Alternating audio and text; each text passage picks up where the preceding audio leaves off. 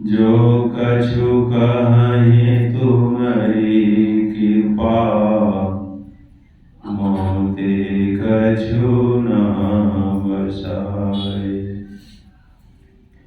बोलिए प्रेम से श्री सद्गुरु महाराज की जय। धर्म प्रेमी सज्जनों, गोस्वामी तुलसीदास जी की वाणी है, गुरु पद नख मणिगण ज्योति, सुमिरत दीप दृष्टि हिया होती। क्या चीज सुमरने के लिए कहते हैं? गुरु पद नख। गुरु का पद चिन्ह।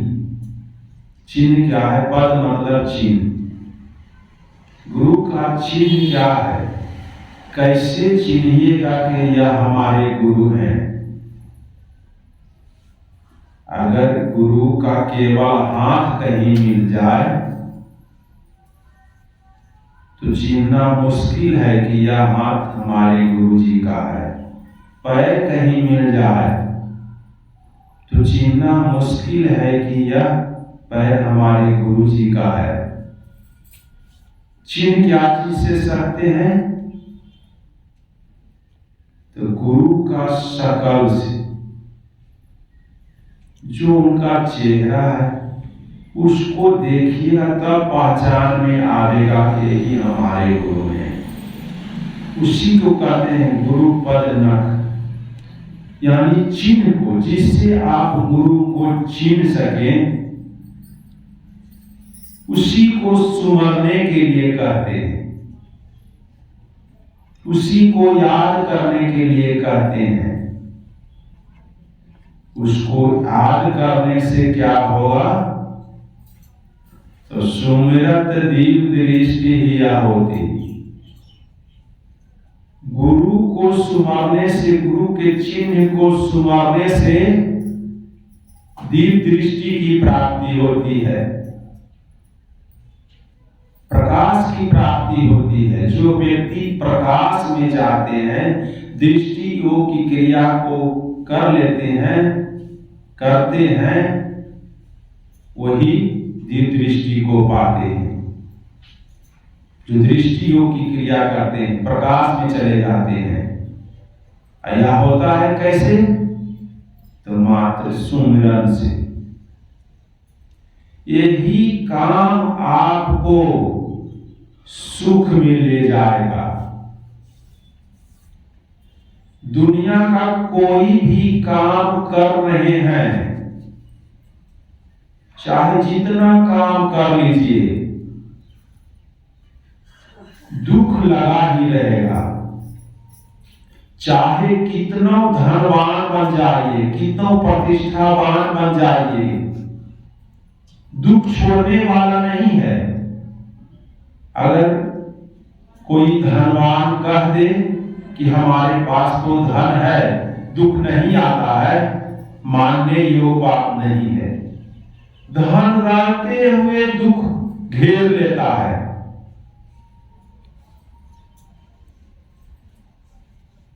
इस संसार में धनवान बन के रहिए, धनहीन बन के रहिए, प्रतिष्ठावान बन के रहिए, प्रतिष्ठाहीन बन के रहिए, दुख छोड़ने वाला नहीं है।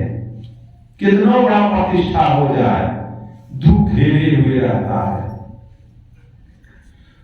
दुख छोड़ता है कैसे? जैसे जैसे हमारा सुमिरन बनते जाएगा, जैसे जैसे हम ईश्वर की ओर आगे बढ़ते जाएंगे, दुख छोड़ते जाता है। जब हम एक दिन ईश्वर को प्राप्त कर लेंगे, दीदार कर लेंगे, दर्शन कर लेंगे, मात्र एक बार भी अगर परमात्मा का दीदार कर लीजिए, दर्शन कर लीजिए, दुख सहेगा नहीं। वहां केवल सुख ही सुख है। कोई दुख, कोई कलेश वहां घेरता नहीं है। वहां हम जाएंगे कैसे, उस सुख को पाएंगे कैसे? तो उसी के लिए सुमिरन है, यानी परमात्मा को याद करना, सुमिरन करना। कैसे सुमिरन करना चाहिए इसके बारे में संत लोग बताते हैं। जैसे कोई नट लीला दिखाता है तो क्या करता है, दोनों तरफ बांस को गढ़ता है और उस पर एक रस्सी टान देता है, बांध देता है रस्सी को, और 6-7 हाथ के बांस लेता है, एक छोटा रस्सी से अपने गले में बांध लेता है। किसी बांस के द्वारा उस रस्सी पर चढ़ाता है। उस रस्सी पर चलने के लिए देखिए, जो नाटक दिखाता है, लीला दिखाता है, रस्सी पर चलता है नाटक दिखाने वाला। वह करता क्या है कि अपने गले में जो बांस का टुकड़ा लिया है, बांध लिया है, उसको हाथ से पकड़ता है और बैलेंस बनाता है। जिस समय वह रस्सी पर चलता है तो सारे संसार के ख्याल हटा करके अपने ख्याल को बांस जो लटकाए हुए गले में, उसके बैलेंस पर लगाए हुए रहता है। सगरे से ख्याल हटा करके जिधर उसका बैलेंस जैसे मांगता है वैसे हाथ को हिलाते हुए उस रस्सी पर चलता है। क्यों? सारी जगह से अपने ख्याल को हटा करके उसे अपने बैलेंस पर लगाता है, तभी उस रस्सी पर चल पाता है। जिधर बैलेंस मांगता है उधर देता है और चलता है उस रस्सी पर। अगर ख्याल दूसरे जगह रहे तब वह रस्सी पर नहीं चल पाएगा। अपने ख्याल को समेट करके उस पर लगाता है। संत लोग बताते हैं कि उसी तरह जब हम गुरु को याद करते हैं, सुमिरन करते हैं, तो सारे संसार के ख्यालों को हटा करके, समेट कर करके वहां पर लगाना चाहिए। एक बका होकर के सुमिरन करना चाहिए। दूसरा उपमा देते हैं मनियारी सांप का। जो मनी रखता है, वह सांप जब रात में चारा चरने के लिए निकलता है तो अपने मनी को मुंह से निकाल देता है। जब उस रोशनी होती है तो उस रोशनी पे के पास कीड़े फटिंगे आते हैं और वह सांप उसका भोजन करता है, शीत को चाटता है, यह काम करता है। लेकिन वह सांप अपने ख्याल से कभी मनी को हटने नहीं देता है। हर समय उसका ख्याल उस मनी पर रहता है कि कहीं कोई उसे हटा न दे, चुरा न ले, ले न ले। इसलिए चाहा भी करता है, लेकिन अपने ख्याल को हर समय मनी में लगाए हुए रहता है। हर समय उसका ख्याल मनी पर रहता है। संत लोग इसका भी उपमा देते हैं कि उसी तरह करना चाहिए। काम कोई भी कर रहे हो, लेकिन अपने ख्याल को हमेशा इष्ट में लगाए रहना चाहिए, गुरु में लगाए हुए रहना चाहिए। एक उपमा और देते हैं, या तीसरा उपमा क्या कहते हैं कि गांव में पहले पानी लाने के लिए पनिहारी जाती थी। दूर में कुआं रहता था, वहां से पानी लेकर के आती थी। कैसे लाती थी?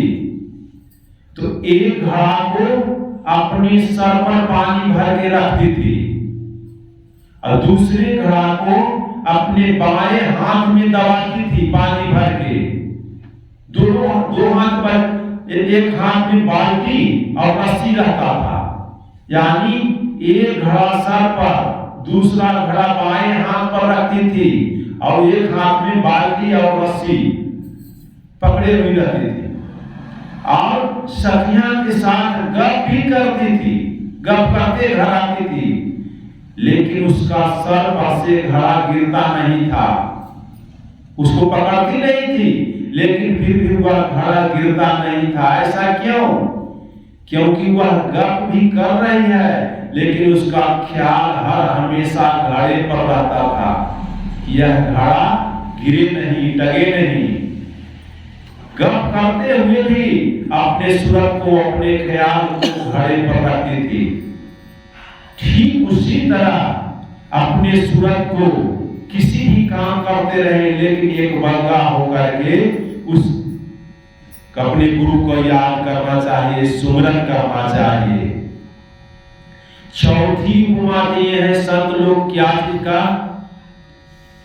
आज से बहुत पहले ऐसा प्रथा था, ऐसा चलन था कि किसी औरत का अगर पति मर गया तो उस औरत को अपने पति के साथ जलना पड़ता था। चिता पर बैठ करके जलना पड़ता था, सती प्रथा था।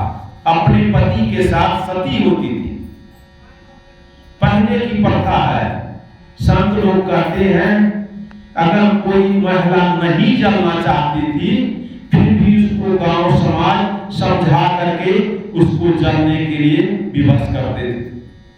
वह चिता पर बैठती थी और अपने गोद में अपने पति का लाश लिए हुए रहती थी।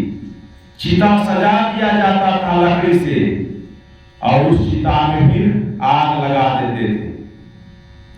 जब लकड़ी जलती थी, उस औरत के कपड़े जलते थे, हाथ मांस जलने लगते थे, तब वह औरत क्या करती थी? अपने परिवार, सगे संबंधी किसी का ख्याल नहीं करती थी जलने समय, मात्र अपने पति का ख्याल लिए हुए सती होती थी। और उसी तरह सती होकर के अपने पति के लोग जाती थी। संत लोग कहते हैं कि जिस तरह वह सती सारे ख्यालों को छोड़ करके, अपने धन दौलत के ख्याल को छोड़ करके, अपने परिवार के ख्याल को छोड़ करके सिर्फ अपने पति पर ख्याल रखती थी, ठीक उसी तरह हम लोग को भी सारे संसार के ख्यालों को छोड़ करके और सुमरन पर ख्याल रखना चाहिए, ईश्वर पर ख्याल रख करके सुमरन करना चाहिए। गुरु का सुमरन ऐसे किया जाता था, ऐसे करना चाहिए।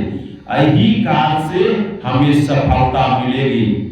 जब तक हम संसार के भटकाव में रहेंगे, मोह में रहेंगे कि यह मेरा धन, यह मेरा दौलत, या मेरा परिवार है, मेरा सगे संबंधी है, वह हमें ईश्वर से मिलने नहीं देगा। जब तक हम अपने आप को समेटेंगे नहीं। गुरु महाराज कहते हैं कि सब प्यारा परिवार हरू संपत्ति नहीं भावे। जब तक हमारे जहन में ये सब लगा रहेगा, सफलता दूर है सजनों। इसलिए सारे सिमटाव करके हमें ईश्वर को याद करना चाहिए, सुमरन करना चाहिए। जब तक हमारा सुमरन पक्का नहीं होगा, हम आगे नहीं बढ़ेंगे। जो दृढ़ विश्वास से इस काम को करते हैं, निश्चित सफलता मिलती है। सफलता मिला है और मिलेगा। इसको दृढ़ विश्वास से ईश्वर का भजन, ईश्वर का सुमरन करना चाहिए। यही काम हमें एक दिन सुखिया बनाएगा, सदा सुखिया में ले जाएगा।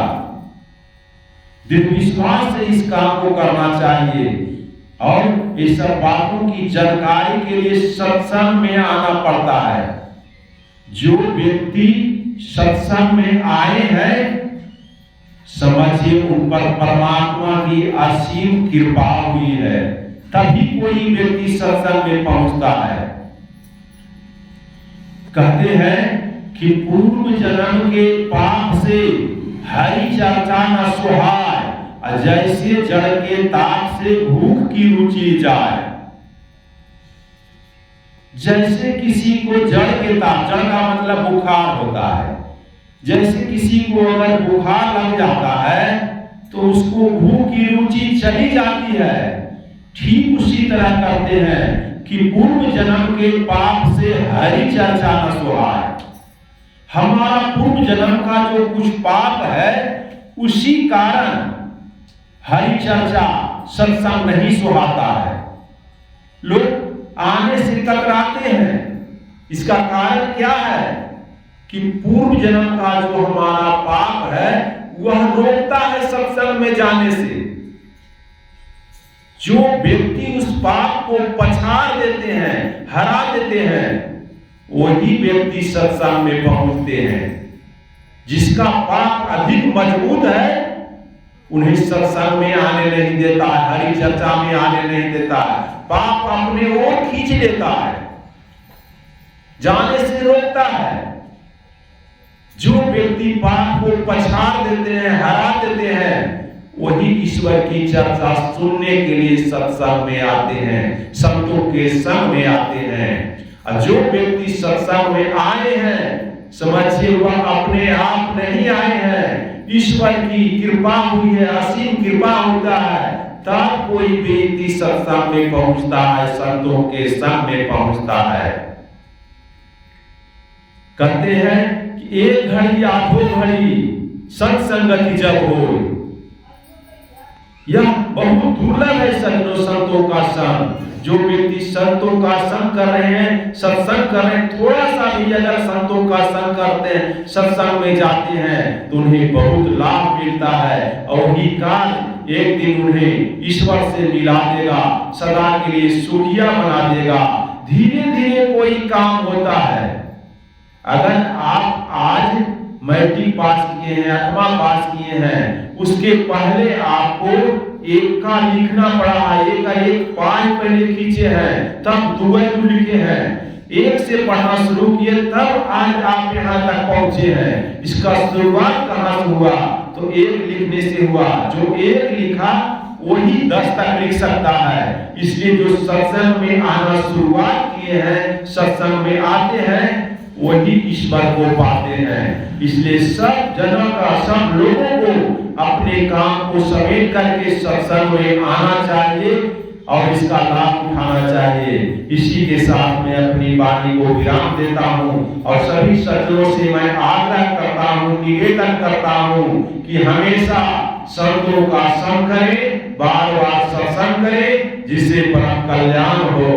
बोलिए प्रेम से श्री सद्गुरु महाराज की जय।